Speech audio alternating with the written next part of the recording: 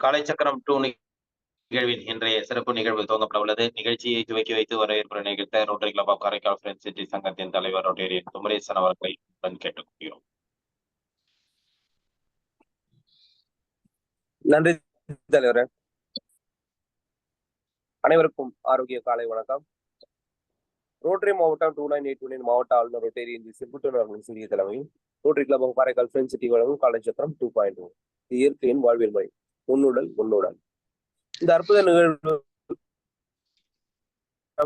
இணைந்துள்ள ஜோன் 31 உதவியாளர் ரோட்டேரியன் அவர்களையும் ஜோன் 15 உதவியாளர் ரோட்டேரியன் டிவிஎன் கணேஷ் அவர்களையும் rotary club of Karaikal friends சிட்டியின் செயலாளர் சிவசங்கர் அவர்களையும் காலைச்சக்கரம் திட்டத்தின் தலைவர் ரோட்டேரியன் ஆர் குணபாலன் ஐயா அவர்களையும் அடுத்த 3 நாட்கள் நம்முடைய மிக சிறப்பாக நடத்த உள்ள ரோட்டரி கிளப் ஆஃப் கொள்ளிடம் சங்கத்தின் தலைவர் ரோட்டேரியன் ஆர் மணிகண்டன் அவர்களையும் செயலாளர் ரோட்டேரியன் KSP சுதாகர் அவர்களையும் நமக்கு ஆசிரியர்களை மிக எளிமையாகவும் சிறப்பாகவும் பயிற்றுவித்துக் கொண்டிருக்கிற நமது ஆசான் ஜெகநாதன் ஐயா அவர்களையும்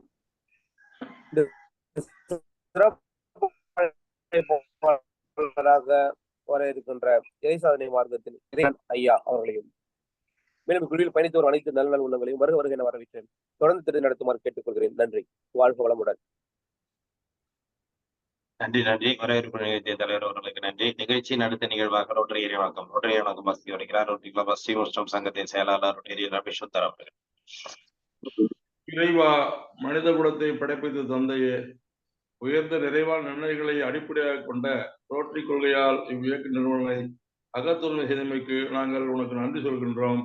உண்மையான ரோட்டரி மெய்ப்பொருளை ஆழமாக ஈர்த்துக் கொள்ளவும், அனைத்து மக்களிடையே தன்னம்பிக்கையும் அமைதியும் நிலைநாட்டி ஓய்வின்றி உழைக்கவும், நிறம், சமயம், தேசம் என்ற தடைகளை பாதுகாவலின் களையவும், பொருளாதார சமய தடைகளை களையவும், மேலும் மாநிலத்தின் புனிதமான தொழிலின் மேன்மையையும் முறையாக புரிந்து கொள்வதன் மூலம் எல்லா மனிதர்களும், எல்லா குடும்பங்களும், எல்லா நாடுகளும் நட்போடும் தோழமையோடும் வளர்ந்து வாழ்ந்திட உன் புனிதமான திருவிழாவை சுற்றி ஒன்று கூடி மெய்யான படைப்பாளி நீயே என்று புகழ்ந்திட எங்கள் ஒரே உண்மையான நிரந்தரமான எல்லோரும் விரும்புகின்ற தந்தையே, இங்கே கூடியுள்ள ரோட்டரிகளுக்கு உதவி செய்யும்படி உன்னை இறைஞ்சுகின்றோம். நன்றி, வணக்கம்.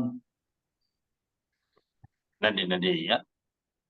ரோட்டரி வணக்கம் ரோட்டரி கிளப் ஆஃப் ஸ்ரீமுஷ்டம் சங்கத்தின் செயலாளர் ரவிச்சந்தர் அவர்களுக்கு நன்றி. நிகழ்ச்சியின் அடுத்த நிகழ்வாக இறைவேண்டுதல் அளிக்க ஆசான் ஜெகநாதன் ஐயா அவர்களை அன்புடன் கேட்டுக்கொள்கிறேன்.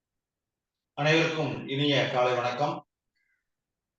மண்ணும் நீ விண்ணும் நீ மறிகடல்கள் ஏழும் நீ என்னும் நீ எழுத்தும் நீ இசைந்த பன்னெழுத்தும் நீ. மண்ணும் நீ விண்ணும் நீ மறிகடல்கள் ஏழும் நீ என்னும் நீ எழுத்தும் நீ இசைந்த பன்னெழுத்தும் நீ. கண்ணும் நீ மணியும் நீ கண்ணொல்லாடும் பாவை நீ நன்னு நேர்மை நின்ற பாதம் நன்னுமாறு அருளிடாய். கண்ணும் நீ மணியும் நீ கண்ணொல்லாடும் பாவை நீ நன்னு நேர்மை நின்ற பாதம் நன்னுமாறு அருளிடாய். வாழ்க வளமுடன். நன்றி ஐயா. அடுத்த நிகழ்வாக அடிப்படை வணக்கம். வைகரை துயிலெழு அன்னைக்கு வணக்கம், தந்தைக்கு வணக்கம், ஆசான் அவர்களுக்கு வணக்கம். வைகரை துயிலெழு அன்னைக்கு வணக்கம், தந்தைக்கு வணக்கம், ஆசான் அவர்களுக்கு வணக்கம். வைகரை துயிலெழு அன்னைக்கு வணக்கம், தந்தைக்கு வணக்கம், ஆசான் அவர்களுக்கு வணக்கம். வணக்கம் ஐயா, வெற்றி உறுதி. வணக்கம் ஐயா, வெற்றி உறுதி. வணக்கம் ஐயா, வெற்றி உறுதி. தன்னை சூழ்ந்ததறி வெற்றி உறுதி. தன்னை சூழ்ந்ததறி வெற்றி உறுதி. தன்னை சூழ்ந்ததறி வெற்றி உறுதி. வாழ்க வளமுடன். நன்றி ஐயா. அடுத்த நிகழ்வாக சூரிய வணக்கம் மற்றும் முத்திரை பயிற்சி, மூச்சு பயிற்சி, தியான பயிற்சிகள்.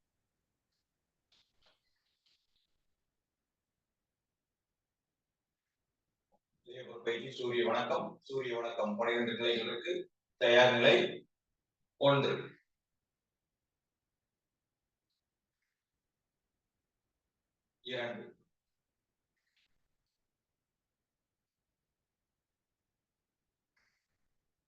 3,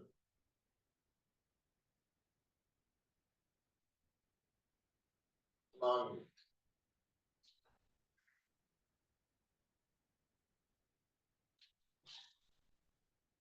5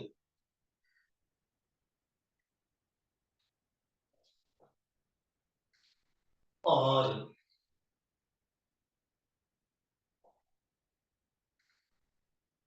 7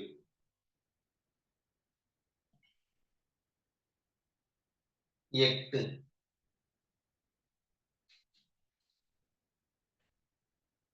9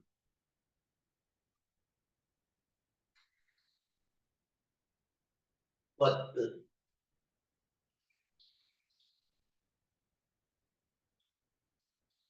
11 12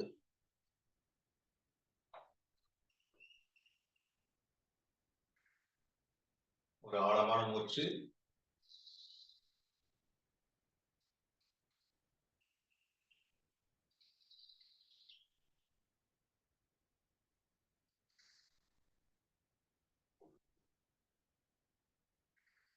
சூரிய வணக்கத்தின் நன்மைகள்.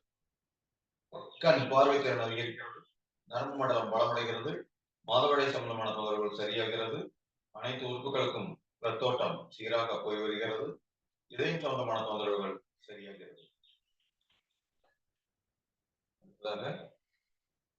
அமர்ந்த நிலை உட்கட்டாசனம். கீழே மேலே வலதுபுறம் இடதுபுறம்.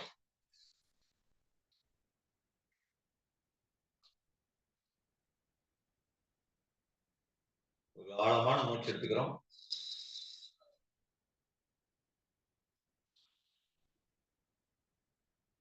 மூச்சு பயிற்சி.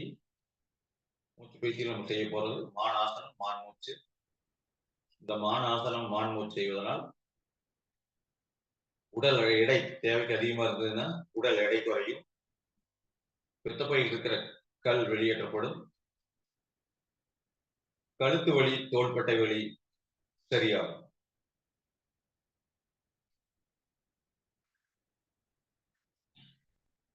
முதல் நிலை வஜ்ராசன நிலைக்கு வந்துடுறோம். அடுத்த நிலை கைமுட்டி வந்து கால் முட்டி அளவு. கைமுட்டி கொண்டு கால் முட்டி இருக்கிறோம். கைகள் அப்படியே தோள்பட்டைக்கு நேர கைகள் அப்படி ஊனி, கைமுட்டி நேராக இருக்கட்டும். முட்டி ஒரு அடி இடைவெளி, பின்னாடி கால் விரல்கள் ஒரு அடி இடைவெளி வச்சுக்கிறோம். நல்லா வயிற்ற கீழே இறைக்கிறோம். நல்லா அண்ணாந்து மேல பார்க்கிறோம். 1 2 3 4 5 அப்படியே நல்ல தலை நல்லா உள்ள கொண்டு வரோம். பகுதி மேல தூக்கிறோம். 1 2 3 4 5 கீழே இறைக்கிறோம். நல்லா அண்ணாந்து பார்க்கிறோம். 1 2 3 4 5 தலை நல்லா உள்ள கொண்டு போயிடணும். நல்லா மேல தூக்கிறோம். 1 2 3 4 5. இப்போ மேல வர்றப்ப மூச்சு காத்து இழுக்கிறோம், கீழே வர்றப்ப தலையை மூச்சு காத்த நல்லா வெளியேற்றுறோம். வாயை திறக்காம செய்யறோம். 1 2 3 4 5 6 7 8 9 10 11 12 13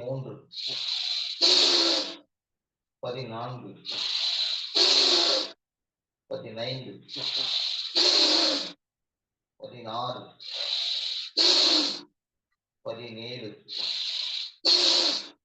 17 18 19 20. ஓய்வு.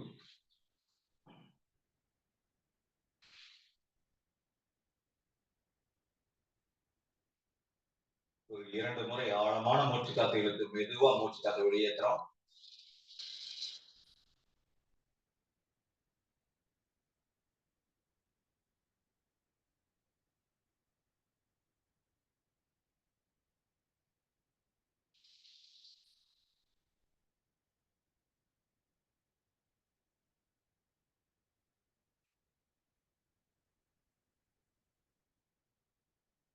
நல்ல நுரையீரல் நல்ல பலமடையும். சளி இருந்ததுன்னா சளி முற்றிலுமா வெளியேறிடும்.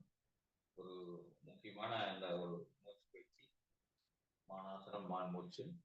அடுத்ததாக முத்திரை பயிற்சி சுகாசனம் அல்லது சொஸ்திகாசன நிலையில அமர்ந்துக்கிறோம்.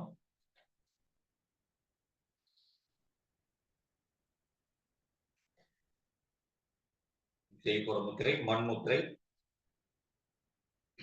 மோதிர விரலும் கட்டை விரல் நுனியும் இணைச்சு வச்சுக்கிறோம். மற்ற சுண்டு விரல் நீட்டி வச்சுக்கிறோம். ஆள்காட்டி விரலும் நடுவிரலையும் இணைச்சு வச்சுக்கிறோம். மண் முத்திரை. இந்த நுனி நல்லா இருக்கணும். முதுகு தண்டை நேராக வச்சுக்கிறோம். இந்த முத்திரை காலையில் ஒரு 15 நிமிடம், மதியம் 15 நிமிடம், மாலையில் ஒரு 15 நிமிடம் செஞ்சோம்னா உங்களுக்கு திட சிந்தனை கிடைக்கும், தன்னம்பிக்கை கிடைக்கும், மனம் தைரியம் கிடைக்கும். அப்படின்னு நல்லா முதுகு தண்டை நேராக வச்சுக்கிறோம். கண்கள் மெதுவாக மூடிக்கிறோம். கவனம் மூச்சு காத்து இருக்கட்டும்.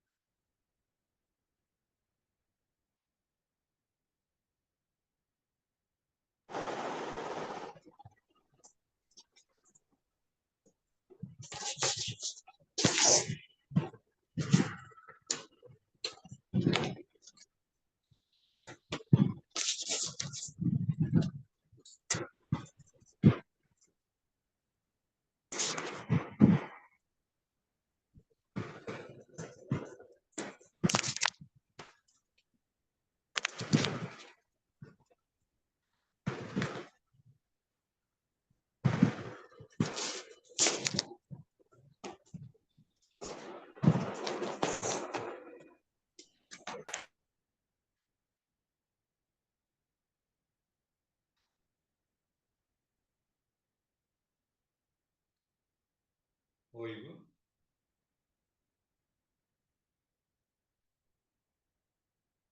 அடுத்ததாக தியான பயிற்சி செய்ய போறது கவன அமைதி தியானம். இடது கை கீழே வச்சுக்கிறோம், கட்டை விரல் தனியாக வச்சுக்கிறோம், 4 விரல் சேர்த்து வச்சுக்கிறோம். வலது கையும் அதே மாதிரி மேல வச்சுக்கிறோம். இடது கை கட்டை விரல் கீழே, வலது கை கட்டை விரல் மேல.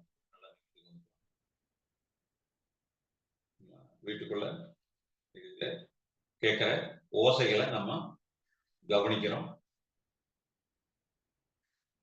கவனமும் அமைதியும் கற்றலுக்கு அடிப்படை.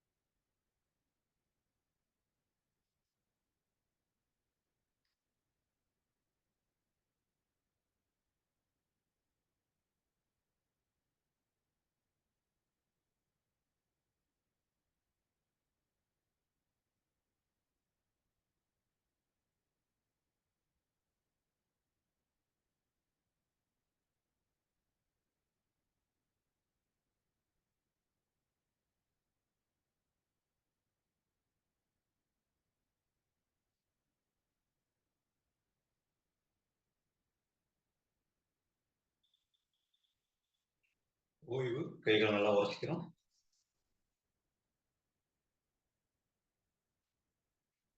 சூடாகட்டும். அப்படியே உள்ளங்கை கண்கள் வச்சு கைகளை கீழே கொண்டு வரணும். இந்த கவன அமைதி தியானம் அல்லது இயற்கை வழி தியானம் செய்யறப்போ நமக்கு தேவையில்லாத எண்ணங்கள் வந்து உள்ளே வராது. எண்ணங்களை வந்து நம்ம குறைக்கத்தான் நம்மளுக்கு வந்து மனசுல அமைதி கிடைக்கும். அப்ப அந்த எண்ணமற்ற நிலைக்கு போகும்னு சொல்லுவோம். ஏதோ நம்ம நினைச்சுட்டே இருப்போம், எதை பத்தியும் நம்ம சிந்திச்சுட்டே இருப்போம். இந்த மாதிரி நம்ம தியானம் செய்யறப்ப நம்ம இயற்கையை வந்து நம்ம புரிஞ்சுக்க முடியும். நம்மளுக்கு ஒரு சுனாமியே வந்தாலும் நம்ம எளிதில் வந்து நம்ம கண்டுக்க முடியும். சுனாமி வந்தப்போ பல்வேறு எந்த மனிதனை தவிர்த்து எந்த உயிரினம் பார்த்தீங்கன்னா அது இறக்கவே இல்லை. அப்போ நம்ம இயற்கையை நம்ம கவனிக்க நம்மளுக்கு எல்லாமே நம்மளுக்கு புலப்படும். தொடர்ந்து ஆசனங்கள் செய்து உடலினை உறுதிப்படுத்துவோம். மூச்சு பயிற்சி தியானம் செய்து மனதினை சீர்படுத்துவோம். அருட்பெரும் ஜோதி அருட்பெரும் ஜோதி தனிப்பெரும் கருணை அருட்பெரும் ஜோதி. இந்த திட்டத்தினை சிறப்பாக நடத்தி கொண்டிருக்கும் அனைத்து ரோட்டரி சங்கங்களுக்கும் மற்றும் திட்ட தலைவர் மனோபலன் அவர்களுக்கும் மற்றும் தலைவர் குமரேசன் அவர்களுக்கும் நிகழ்ச்சிகளில் கலந்து கொண்ட அனைத்து நல்லுணங்களுக்கும் நன்றி, வணக்கம். நன்றி ஐயா. இன்றைய வேளையில் சூரிய வணக்கம் மற்றும் மூச்சு பயிற்சி தியான பேச்சும் திரை பேச்சுகளை சிறப்பித்த ஜெகநாதன் ஐயா அவர்களுக்கு நன்றிகளையும் வாழ்த்துக்களையும் நன்றி ஐயா. நிகழ்ச்சி அடுத்த நிகழ்வாக ஹீலர் பாஸ்கர் ஐயாவின் தினம் ஒரு சிந்தனை ஆடியோ மூலம் கேட்க இருக்கிறேன். ஐயா போடுறேன். ஓகே.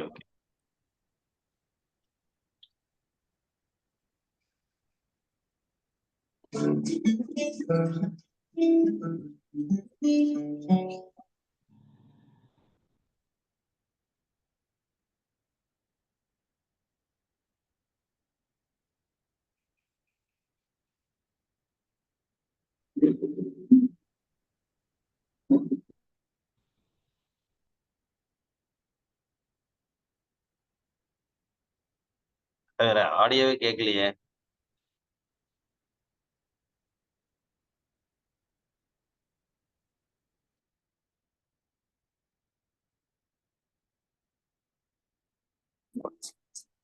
ஆச்சரியமா இருக்குதா? சீனி துளசிங்கிறது ரொம்ப நல்லதுதான். நான் அது கெட்டதுன்னு சொல்ல வரல, ஆனா தேவையில்லைன்னு சொல்றாங்க. நல்லா புரிஞ்சுக்கோங்க. சமீபமா டிவியா சீனி துளசி இது சாப்பிடுங்க ரொம்ப நல்லதுன்னு பல பேர் வியாபாரம் பண்ணிட்டு இருக்காங்க. நல்ல உள்ளங்கள், அவங்க நல்ல விஷயமா தான் பண்ணிட்டு இருக்கிறாங்க. ஆனா அவங்களுக்கே தெரியாத சில விஷயம் சொல்றேன். இந்த சீனி துளசியோட விலை பாத்தீங்கன்னா கிலோ 1500 ரூபாயில இருந்து 2500 வரைக்கும் இருக்கு. ரொம்ப காஸ்ட்லியா இருக்கு. ஆனா அதன் மூலியமா கிடைக்கிற நமக்கு பெனிஃபிட்ஸ் ரொம்ப கம்மியா இருக்கு. ஏதோ புதுமையா இருக்குது எல்லாரும் சொல்றாங்கிறதுக்காக தான் நீங்க எல்லாம் வாங்கி பயன்படுத்துறீங்க, வியாபாரம் பண்றீங்க. நான் உங்களை குறை சொல்லல, பல பேர் தெரியாம பண்ணிட்டு இருக்கீங்க. அதனால அதை வந்து நம்ம ஒழுங்குபடுத்த வேண்டிய கட்டாயத்தில் இருக்கோம். சீனி துளசின்னு ஒண்ணு இருக்குதுங்க. இது வந்து சுகருக்கு ரொம்ப நல்லது.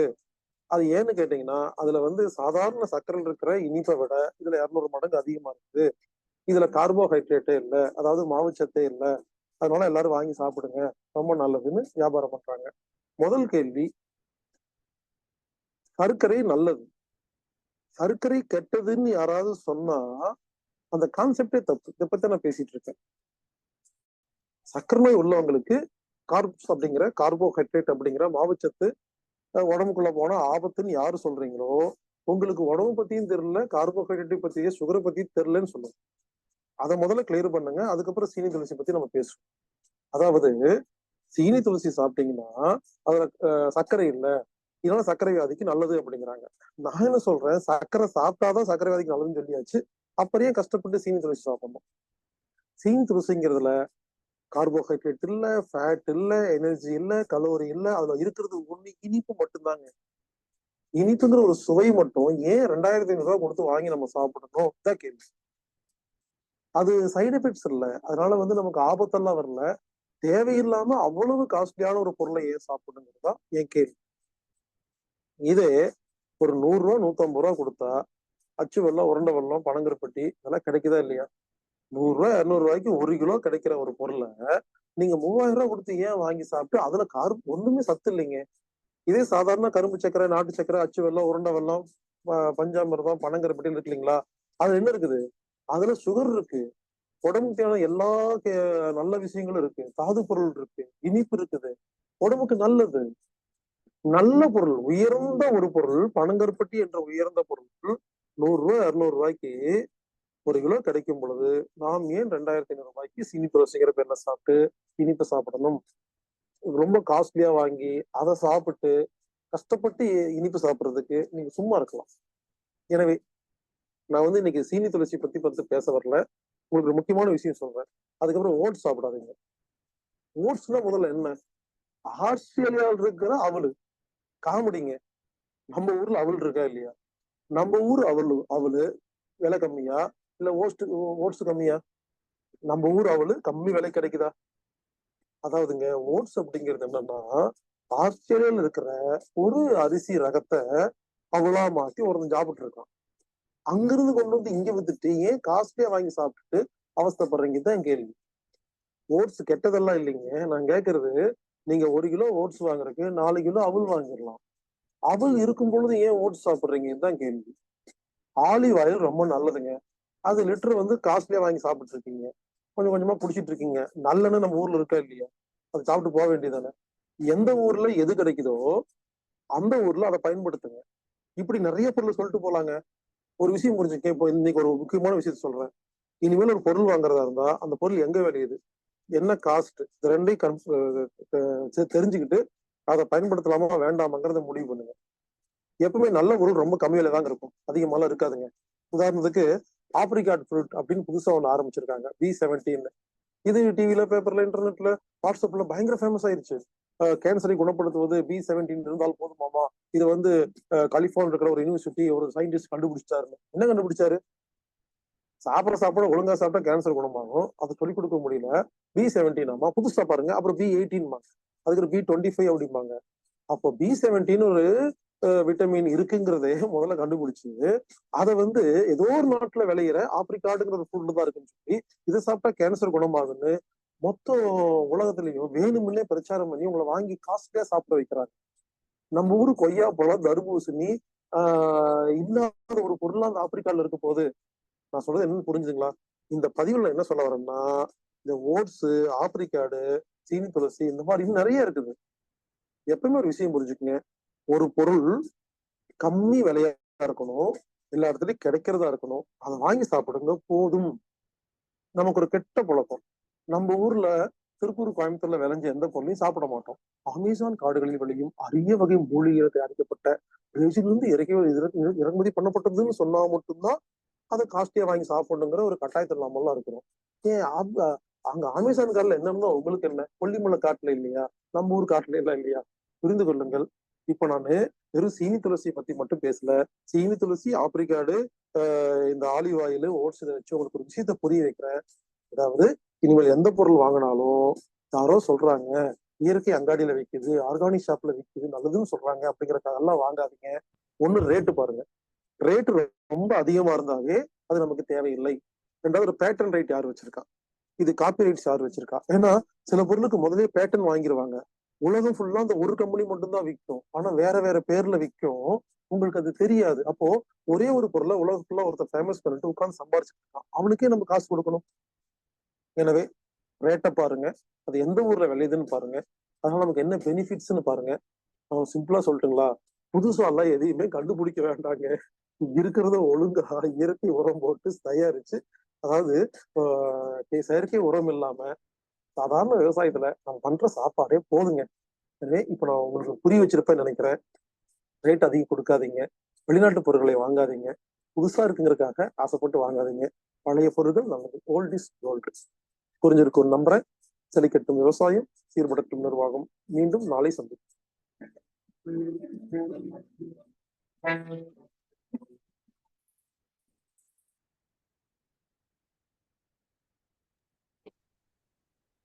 நன்றி ஐயா.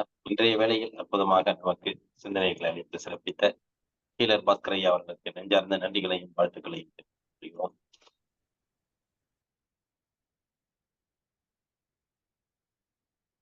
மற்றும் இன்றைய சிறப்பு விருந்தினர் இறை சாதனை மார்க்கத்தின் இறைமதன் ஐயா அவர்கள் ஒரு சில நிமிடங்களில் வந்து விடுவார்கள். ஏன்னா அவங்க வேற ஒரு பயிற்சியில இருக்கிறதுனால கரெக்டா 6:10க்கு அவங்க ஷார்ப்பா ஜாயின் பண்ணுவாங்க. மற்றும் இந்த நிகழ்வின் நம்ம தொடர்ந்து சிறப்பாக நடத்திக் கொண்டிருக்கும் இந்த நிகழ்வில் நம்ம வந்து பாத்தீங்கன்னா இந்த சிவசேலம் நேரடி நிகழ்வு இதுல வந்து பாத்தீங்கன்னா பல்வேறு ஆசான்கள் நம்ம தொடர்ந்து சொல்றது என்னன்னா பல்வேறு ஆசான்கள் நமக்கு சிறப்பு பயிற்சி அளிக்க காத்துட்டு இருக்காங்க. ஒவ்வொரு ஆசான்களும் நமக்கு நேரடியாக வந்து அந்த நிகழ்ச்சியில கலந்து போறாங்க அப்படிங்கறத நம்ம டெய்லி தெரியப்படுத்துறோம்.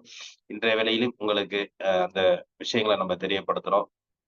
இதுல கலந்து கொள்வர்கள் தங்களுடைய முன்தொகையை முன்னாடியே நீங்க அனுப்பி உங்களுடைய பதிவுகளை இட வேண்டும் என்றும் நம்ம தொடர்ந்து சொல்லிட்டு வர்றோம்.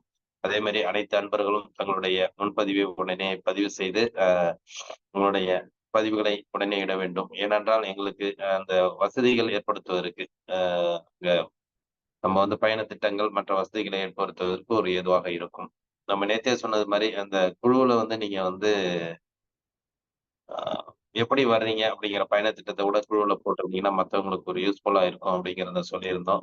மற்றவர்களும் அது மாதிரி எதுல வந்தாலும் சரி ட்ரெயின்லயோ பஸ்லயோ வேற இல்ல வேன்லயோ எதுல வர்றீங்களோ உங்களுடைய பயண திட்டங்களும் நீங்க அதுல தெரிவிச்சீங்கன்னா நன்றாக இருக்கும் என்று அன்புடன் அனைவரையும் கேட்டுக்கொள்கிறோம்.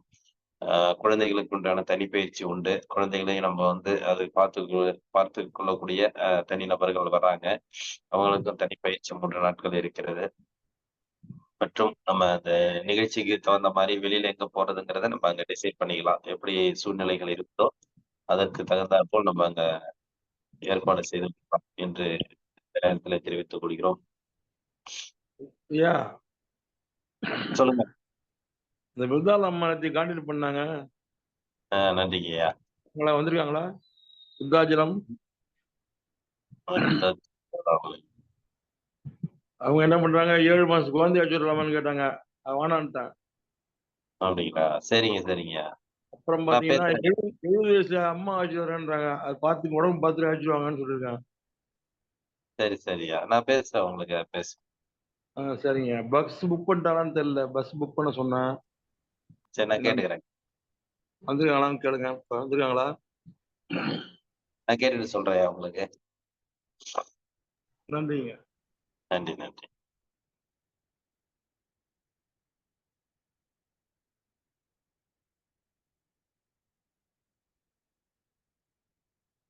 திருவண்ணாமலை சைட்ல இருந்து யாராச்சும் வர்றீங்கன்னா மட்டும் கொஞ்சம் தெரியப்படுத்துங்க. ஏன்னா திருவண்ணாமலையில இருந்து கீதாமணி அம்மா வந்து வர்றதுக்கு ஆசைப்பட்டாங்க.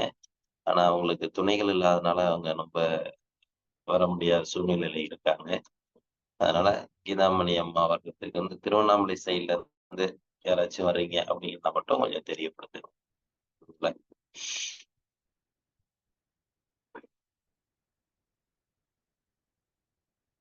சிவசைலத்தை பத்தி வேற ஏதாவது சந்தேகங்கள் இருந்தா நீங்க கேட்டு தெரிந்து கொள்ளலாம்.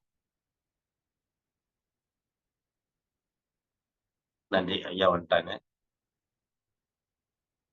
சிறப்பு.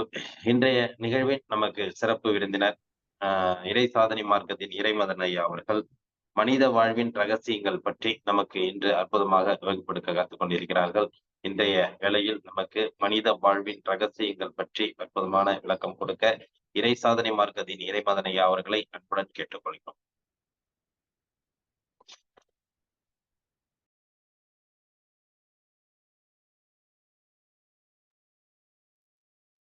வாழ்க வையகம், வாழ்க வையகம், வாழ்க குரு வாழ்க, குருவே துணை. வாழ்க வளமுடன். அன்பர்கள் அனைவருக்கும் இனிய காலை வணக்கம். வாழ்க வளமுடன் என்ற வாழ்த்து. அன்பர்களே, இன்று மிக மிக ஒரு புனிதமான தினம். வைகாசி மாத பௌர்ணமி தினம். வைகாசி விசாகம் என்று சொல்வார்கள். முருகப்பெருமானுடைய அவதார திருநாள் என்றும் புத்த பூர்ணிமா என்றும் குரு பூர்ணிமா என்றும் பல விதங்களிலே சக்தி பெற்ற நாளாக இன்றைய தினத்தை நமது முன்னோர்கள் உணர்த்தி இருக்கின்றார்கள். அப்ப இந்த தெய்வீக தினத்தினுடைய நன்மையை நாம் பெறுவதற்கு அதை பற்றிய முழுமையான ஒரு ஞானத்தை நாம் பெற வேண்டும். அது நம்முடைய வாழ்வை முழுமையாக மாற்றக்கூடிய ஆற்றல் கொண்டதாக இருக்கும். அப்படிங்கிறதுனால இன்றைய தினம் நாம் அந்த குரு பௌர்ணமி தினத்தினுடைய சிறப்பை நாம் அறிந்து கொண்டு அந்த யோக பயிற்சியின் மூலமாக நாம் ஞான நிலை அடைவதற்கு அது எவ்வாறு உதவுகின்றது என்பதையும் அறிந்து கொண்டு அதன்படி வாழ்வதற்கு துவங்கக்கூடிய நாளாக இன்றைய தினத்தை நாம் அமைத்துக் கொள்வோம். நண்பர்களே, இந்த குரு பௌர்ணமி தினம் என்பது குருவினுடைய மேன்மையை உணர்ந்து அவர்களை நன்றியுணர்வோடு வணங்கி அவர்கள் காட்டிய நல்வழியிலே நாம் அனைவரும் பயணிப்பதற்கான ஒரு நாள். குறிப்பாக இந்த பௌர்ணமி தினத்திற்கு என்று பல்வேறு விதமான சிறப்புகள் இருந்த போதும் மனித வாழ்வினுடைய நோக்கமாகிய ஒவ்வொரு மனிதனும் அந்த இறையுணர்வை பெற வேண்டும் என்பதற்கான ஒரு செயலிலே நமக்கு முழுக்க முழுக்க ஆற்றலை கொடுத்து நம்மை இறை உணர்வை நோக்கி அழைத்து செல்லக்கூடிய சக்தி நம்முடைய சந்திரனுக்கு உண்டு. அதனாலதான் சந்திரனை தாய் கிரகம் என்று சொல்கிறோம். ஒரு அன்னையானவள் எப்படி தன்னுடைய பரிபூரண அன்பை முழுமையாக கொடுத்து அந்த குழந்தையை உயர்த்த நினைப்பாளோ அதுபோல இந்த சந்திரனுடைய தெய்வீக காந்த அலைக்கதிர்கள், இன்னைக்கு பூரண பௌர்ணமி, முழு நிலவு, இந்த சந்திரனுடைய முழு ஆற்றலையும் அது பூமியில் இருக்கிற அனைத்து உயிர்கள் மேலும் கொடுத்து அந்த உயிர்களின் உடலிலே ஓடிக்கொண்டிருக்கின்ற இரத்த ஓட்டத்தை முழுமையாக சீரமைத்து மனதை முழுமையாக அமைதிப்படுத்தி நமது உடலிலே இருக்கின்ற குண்டலினி சக்தியை மேலே எழுப்பி நம்மை இறை உணர்வுக்கு தயார்படுத்தக்கூடிய ஆற்றல் இந்த சந்திரனுக்கு உண்டு. அதனாலதான் அதை தாய் கிரகமாக நமது முன்னோர்கள் சொன்னார். மேலும் இந்த பிரபஞ்சத்தில் இருக்கின்ற அனைத்து கோள்கள், நட்சத்திரங்கள், குறிப்பாக 12 ராசி மண்டலங்கள் ஆகிய மேஷம், ரிஷபம், மிதுனம், கடகம், சிம்மம், கன்னி, துலாம், விருச்சிகம், தனுசு, மகரம், கும்பம், மீனம் ஆகிய 12 ராசி மண்டலங்களிலும் 27 நட்சத்திர தொகுப்புகளிலிருந்தும் வரக்கூடிய காந்த அலைக்கதிர்களை தன்னோடு இணைத்து கொண்டு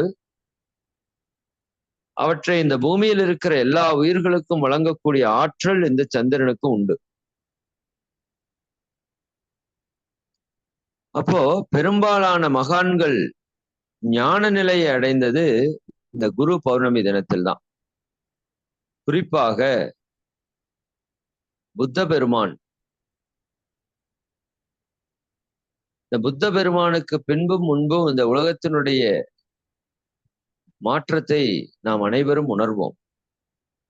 ஒரு மிக உயர்ந்த ஒரு ஞானத்தை பெற்று அந்த ஞானத்தை உலக மக்கள் அனைவருக்கும் அவர் போதித்து இன்றும் உலகம் முழுக்க பல நாடுகளிலே அந்த புத்த பாரம்பரியத்தை மக்கள் தொடர்ந்து கொண்டிருக்கின்றார்கள்.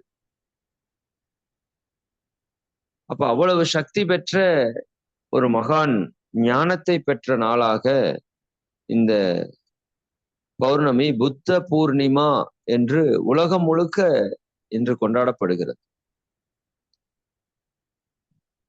இன்னும் குரு பூர்ணிமா என்று பல மகான்களை நாம் நினைவு கூறக்கூடிய தினமாகவும் இன்றைய தினம் கொண்டாடப்படுகின்றது. இப்ப குருவினுடைய முக்கியத்துவம் நம்ம எல்லாருக்குமே தெரியும். அதாவது இருளிலிருந்து ஒளியை கொடுப்பவர் குரு என்று சொல்வார்கள். ஹூ என்றால் இருள், ரூ என்றால் வெளிச்சம். அறியாமை என்ற இருளிலே மூழ்கி கிடக்கின்ற இந்த மனித குலத்திற்கு அறிவு என்ற ஒளியை கொடுத்து அவர்களை உயர்த்தி வாழ்விலே வெற்றி பெறச் செய்வது குருவினுடைய பணி. அந்த விதத்திலே இந்த உலகத்தில் தோன்றிய அனைத்து குரு மகான்களையும் நாம் இன்று நினைந்து நன்றியுணர்வோடு வணங்கிக் கொள்ளக்கூடிய நாள். எல்லா காலங்களிலும் குருமகான்களுடைய ஆசிகள் நமக்கு இருந்தாலும் இது போன்ற புனிதமான தினங்களிலே அவர்கள் ஞானம் பெற்று உயர்ந்த நிலை இருப்பதால் அந்த குருமகான்களுடைய ஆசிகள் முழுமையாக நமக்கு கிடைப்பதற்கான வாய்ப்பு இன்றைக்கு இருக்கும். அப்ப அந்த பௌர்ணமியிலே பிரபஞ்சத்தினுடைய ஆற்றலை அந்த சந்திரன் ஈர்த்து நமக்கு கொடுக்கக்கூடிய நாள். அந்த தெய்வீக நிலையை உணர்ந்த மகான்கள் நமக்கு முழுமையாக ஆசிகளை வழங்கக்கூடிய நாள் இன்று. குருவருள் இன்றி திருவருள் இல்லை என்று சொல்வார்கள். திருவருள் வந்துவிட்டால் நம் வாழ்க்கைக்கான எல்லா செல்வங்களையும் நாம் முழுமையாக பெற முடியும்.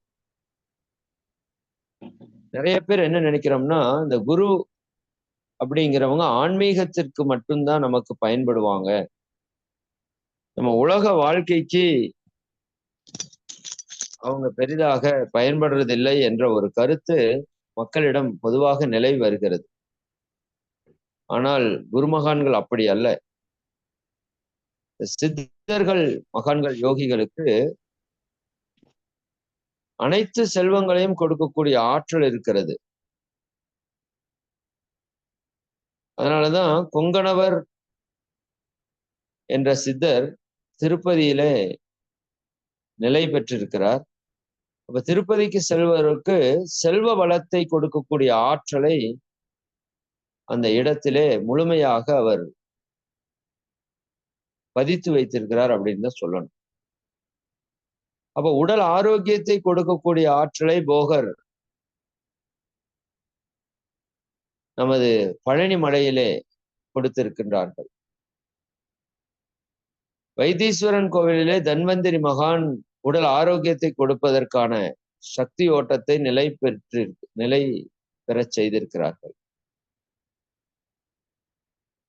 அப்ப இது போல இந்த சித்தர்கள் மகான்களுக்கு இறை உணர்வை கொடுக்கிற ஆற்றல் இருக்கிறது அப்படிங்கிறது மட்டுமல்ல, நம்ம வாழ்க்கைக்கு தேவையான எல்லா செல்வங்களையும் கொடுப்பதற்கான ஆற்றல் இருக்கிறது. அவர்கள் எல்லா செல்வத்தையும் விட உயர்ந்த செல்வமாக அந்த இறை உணர்வை அவர்கள் கொடுக்கக்கூடிய வல்லமையை பெற்றிருப்பதால் தான் நம்ம அவங்களை குரு என்று சொல்கிறோம். இந்த குருவிலே பலவிதமான குருமார்கள் இருக்கிறார்கள். ஒன்று, நமக்கு கல்வி கற்றுக் கொடுத்த குருமார்கள், தொழில் கற்றுக் கொடுத்த குருமார்கள், நம்முடைய வாழ்வியலை, ஒழுக்க பழக்கங்களை கற்றுக் கொடுத்த குருமார்கள், அதனுடைய உயர்ந்த நிலையில ஞானத்தை போதித்துக் கொண்டிருக்கின்ற குருமார்கள். அவர்களைத்தான் சத்குரு, சற்றென்றால் சத் என்றால் இறைவன் என்று பொருள். அப்ப அந்த இறைவனை உணர்த்தக்கூடிய குருமகான்கள் அவர்கள்தான் ஆன்மீக குருமார்களாக நாம் வணங்கி வழிபடக்கூடியவர்களாக இருக்கின்றார். அப்போ அந்த குரு மகான்களை கழித்து நம்முடைய வாழ்க்கையில என்ன இருக்குன்னு பார்த்தோம்னா எதுவுமே இருக்காது. பெற்றோர்கள் கூட ஒரு விதத்திலே நமக்கு குருமார்கள் தான். ஏன்னா சிறு வயதிலிருந்து நமக்கு பல்வேறு விதமான நன்மைகளை போதித்த பெருமை அவர்களுக்கு உண்டு. அதனாலதான் நம்ம மாதா பிதா குரு தெய்வம் என்று சொல்கிறோம். அன்னையும் பிதாவும் முன்னறி தெய்வம். அந்த அன்னையும் பிதாவுக்கும் அடுத்தது தெய்வத்தை வைக்கல நம்ம முன்னோர்கள், குருவை வைத்து தெய்வத்தை வைத்திருக்கிறார். அதாவது ஒரு தாயால் மட்டும்தான் ஒரு தந்தையை இவர்தான் தந்தை என்று முழுமையாக சுட்டிக்காட்ட முடியும். அதுபோல ஒரு தெய்வத்தை இதுதான் தெய்வம் என்று முழுமையாக சுட்டி காட்டக்கூடியவர்கள் தான் குரு. அப்ப தாயும் தந்தையும் இணைந்து பிறந்த நாம் அந்த ஞானத்தை தெய்வ நிலையை அடைவதற்கு குரு மகான்களுடைய ஆற்றல் ஆசி தேவை, அவர்களுடைய வழிகாட்டுதல் தேவை என்பதை உணர்ந்துதான் அந்த வாசகத்தை தெய்வத்திற்கு முன்பாக குருவை நமது முன்னோர்கள் வைத்திருக்கிறார்கள். குறிப்பாக நம்ம முன்னோர்கள் அந்த குருவுக்கு கொடுத்த ஒரு மேன்மையை எப்படி சொல்றது? அதாவது ராமர் ஒரு மிகச்சிறந்த கடவுளாக இன்று வணங்கப்படக்கூடிய ஒரு அவதாரம். அந்த ராமருக்கே 2 குருமார்கள் அவர்களை வழிநடத்தினார்கள் என்பதை நாம புராணங்கள்ல பார்க்கிறோம். பிரம்ம ரிஷி வசிஷ்டர் அவர்களும் பிரம்ம ரிஷி விஸ்வாமித்திரர் அவர்களும் குருவாக இருந்து இந்த ராமரை அந்த தெய்வ நிலையை அடைவதற்கும் அவர் அந்த அவதாரத்திலே வெற்றி பெறுவதற்குமான வழிகளை கற்றுக் கொடுத்தார்கள் என்பதிலேயே கடவுளுக்குமே குரு தேவைப்பட்டிருக்கிறார் என்பதை, இந்த குருவினுடைய முக்கியத்துவத்தை அங்கு உணர முடிகிறது. அதே போல பாண்டவர்கள் வெற்றி பெறுவதற்கு துரோணாச்சாரியார் குருவாகவும், குறிப்பாக இறைவனே கிருஷ்ணனே அர்ஜுனனுக்கு குருவாக தோன்றி அந்த வாழ்க்கை ஞானத்தை போதித்து அவர்களை வெற்றி பெற செய்ய அனைத்து வழிகளையும் காட்டியிருக்கிறார் என்பது இறைவனுக்கே குருவினுடைய தேவையும், இறைவனே குருவாக மலர்ச்சி பெற்றிருக்கின்ற மேன்மையையும் இதில் நம்மால் உணர்ந்து கொள்ள முடியும்.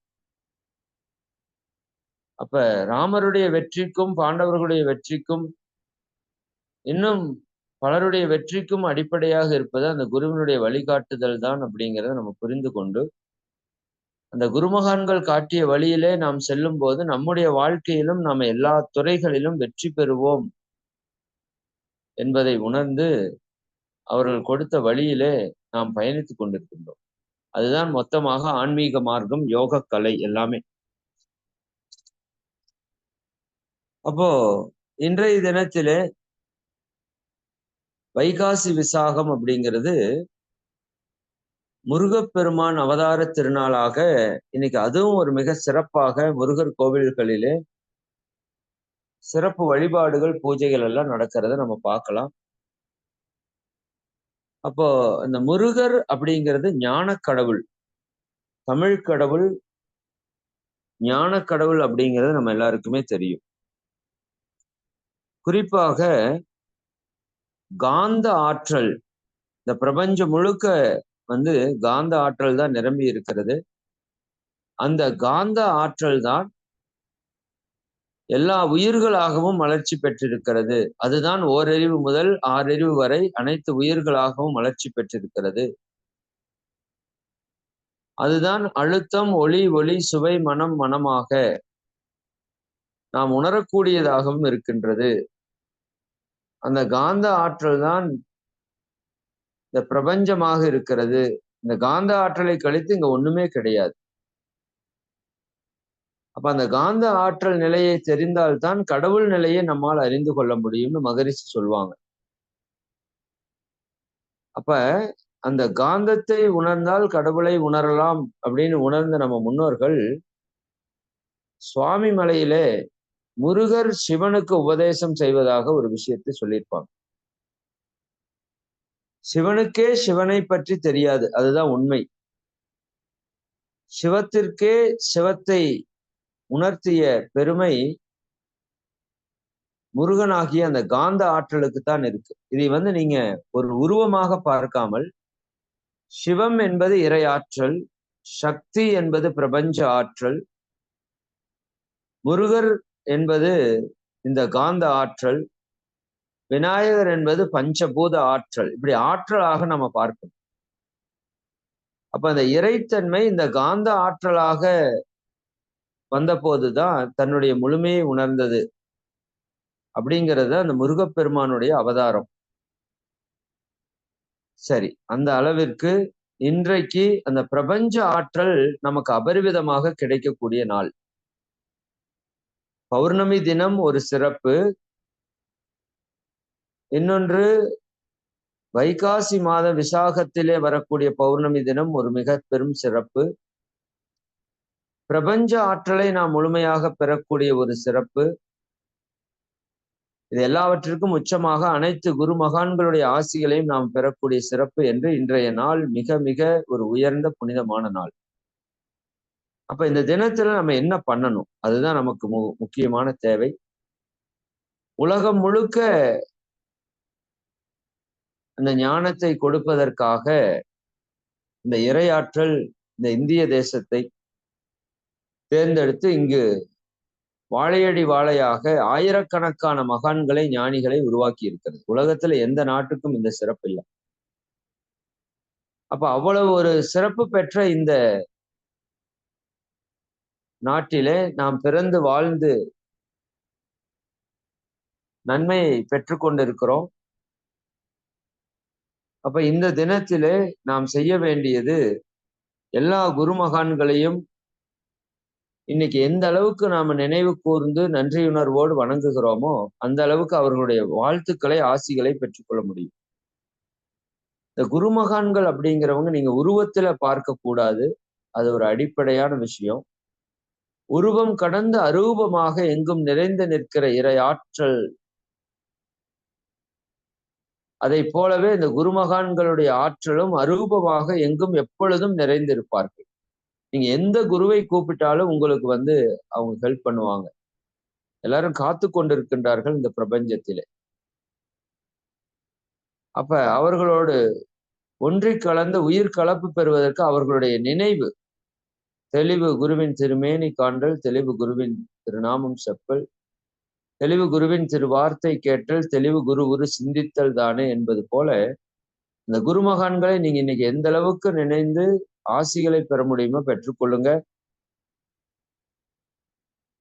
அவர்களுடைய அனைத்து குருமகான்களுடைய மொத்த போதனையும் ஒன்றே ஒன்றுதான், அன்பு செலுத்துதல். அப்ப அந்த குருமகான்கள் சொன்ன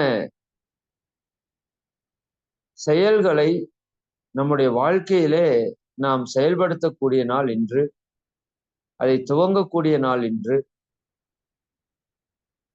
அப்போ அதனுடைய மொத்த ஞானத்தினுடைய வெளிப்பாடும் அன்பு என்ற ஒற்றை விஷயமாக இருக்கிறது. அன்பினுடைய விரிவு என்னன்னா, நாம நமக்கோ பிறருக்கோ துன்பம் தராமல் முடிந்தவரை நமக்கும் பிறருக்கும் நன்மையை மட்டுமே செய்து வாழக்கூடிய தன்மைதான் அன்பினுடைய வெளிப்பாடு. அப்ப அந்த விதத்திலே இன்று முதல் கொண்டு நம்ம யாருக்கும் துன்பம் கொடுக்காமலும் பிறருடைய துன்பத்தை எந்த அளவிற்கு நம்மால் போக்க முடியுமோ அந்த அளவிற்கு போக்கியும் வாழ்வோம் என்ற சங்கல்பத்தை நம்ம எடுத்துக்கொள்ளணும். துன்பம் கொடுக்கறது நிறுத்தினாலே நம்ம கிட்ட பாவம் சேருவது நின்றுவிடும். இன்னும் நன்மை செய்வதற்கு ஆரம்பிச்சுட்டா அந்த பாவப்பதிவுகள் கழிந்து விடும். சரி, அந்த விதத்திலே நாம் நம்முடைய உடல் ஆரோக்கியத்திற்கான பயிற்சிகள், மன அமைதிக்கான தியான பயிற்சிகள், இன்னும் மகரிஷி அவர்கள் கொடுத்த உயிர் வளத்திற்கான காயகல்ப பயிற்சி, மன தூய்மைக்கான தற்சோதனை பயிற்சி, ஜீவகாந்த ஆற்றலை, பிரபஞ்ச காந்த ஆற்றலை நம்முடைய ஜீவகாந்தமாக மாற்றக்கூடிய ஜீவகாந்த பெருக்க பயிற்சி என்று எல்லா பயிற்சிகளையும் நம்ம முடிந்த வரைக்கும் முறையாக செய்வதற்கு துவங்கலாம். இன்று நாம் எடுக்கக்கூடிய அந்த துவக்கம் நம்ம வாழ்நாள் முழுக்க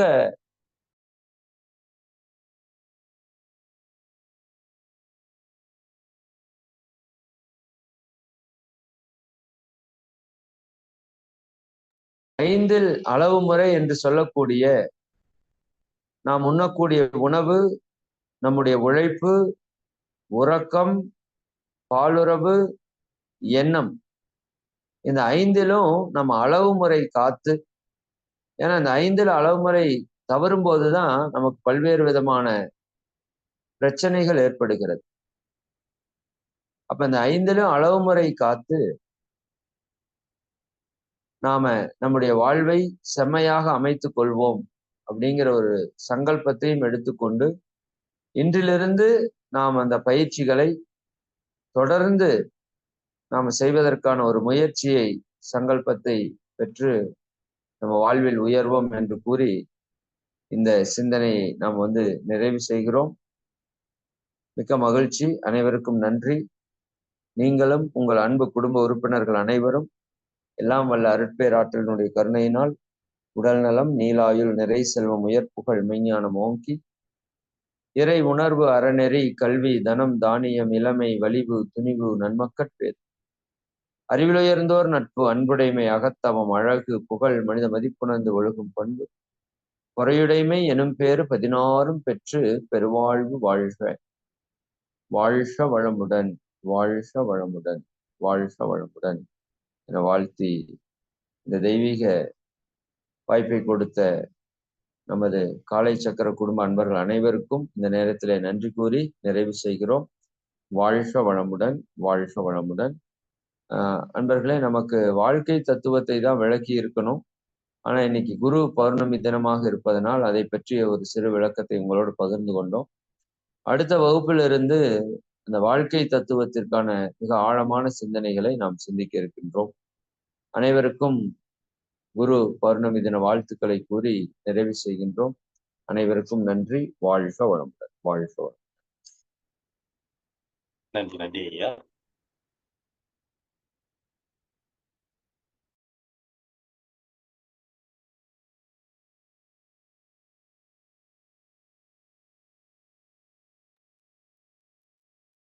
வாழ்க வளமுடன். ஐயா, ஆடியோ கேட்கல. நன்றி நன்றிங்க ஐயா. இன்றைய நிகழ்வின் நமக்கு வைகாசி மாத விசாக திருவிழாவின் இன்றைய நாளில் நமக்கு அற்புதமாக அதன் நிகழ்வுகளை சிறப்பாக எடுத்துரைத்து அதற்கு நம்ம இன்றைய வாழ்வின் ரகசியங்களையும் அதனுடைய கருத்துக்களையும் சிறப்பாக நமக்கு ஒவ்வொரு விஷயங்களையும் சிறப்பாக எடுத்து கூறி சிறப்பித்த இறை சாதனை மார்க்கத்தின் இறைமேதன் ஐயா அவர்களுக்கு நெஞ்சார்ந்த நன்றிகளையும் வாழ்த்துக்களையும் தெரிவித்துக் கொள்கிறோம். நன்றி நன்றிங்க ஐயா. மற்றும்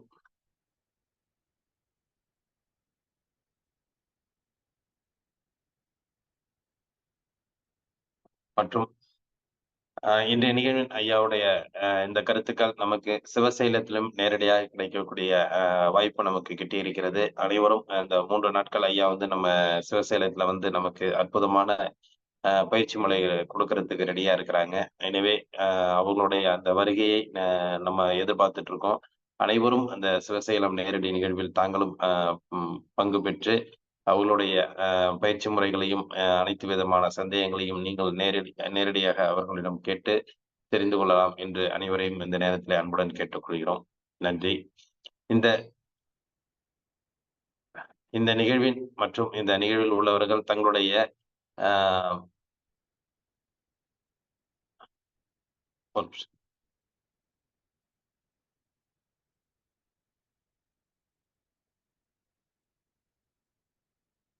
தங்களுடைய அந்த சிவசைலம் நேரடி நிகழ்வின் சந்தேகங்கள் ஏதாவது இருந்தாலும் நீங்கள் குழுவில் கேட்டு தெரிந்து கொள்ளலாம் என்று அனைவரும் அன்புடன் கேட்டுக்கொள்கிறோம். மற்றும் இந்த நிகழ்வை நமக்கு தொடர்ந்து சிறப்பாக நடத்திக் கொண்டிருக்கும் rotary club of Karaikal friends city சங்கத்திற்கும் மற்றும் இன்று நம்முடைய இணைந்து பணியாற்றிய ரோட்டரி கிளப் ஆஃப் கொள்ளிடம் சங்கத்திற்கும் மற்றும் ஆசனங்களை அளித்து சிறப்பித்த ஆசான் ஜெகநாதன் ஐயா அவர்களுக்கும் இன்று சிறப்பு விருந்தினராக கலந்து கொண்டு சிறப்பித்த இறை சாதனை மார்க்கத்தின் இறைமதன் ஐயா அவர்களுக்கும் மற்றும் நிகழ்ச்சியிலே கலந்து கொண்டு சிறப்பித்துக் கொண்டிருக்கும் அனைத்து நல்வள்ளங்களுக்கும் இந்த காலை வேளையிலே நன்றிகளையும் வாழ்த்துக்களையும் தெரிவித்துக் கொண்டு இன்றைய நிகழ்வை இத்துடன் நிறைவு செய்து மீண்டும் நாளை காலை நல்லதொரு நிகழ்வில் சந்திப்போம் என்று நன்றி கூறி விடைபெறுகிறோம். நன்றி, வணக்கம்.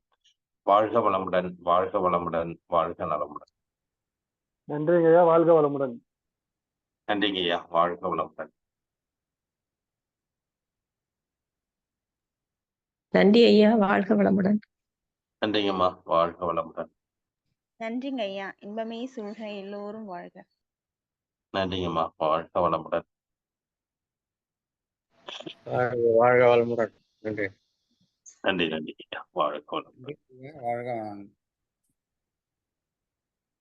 மிக்க நன்றிங்க ஐயா. வாழ்க வளமுடன் அனைவரும். நன்றி. களத்திலிருந்து அருள்மணி. மிக்க நன்றிங்க ஐயா. வாழ்க வளமுடன். நன்றிங்க ஐயா. வாழ்க வளமுடன். நன்றிங்க ஐயா. நன்றிங்கம்மா. வாழ்க வளமுடன். நன்றிங்க ஐயா. வாழ்க வையகம். வாழ்க வளமுடன். நன்றிங்க ஐயா. வாழ்க வளமுடன்.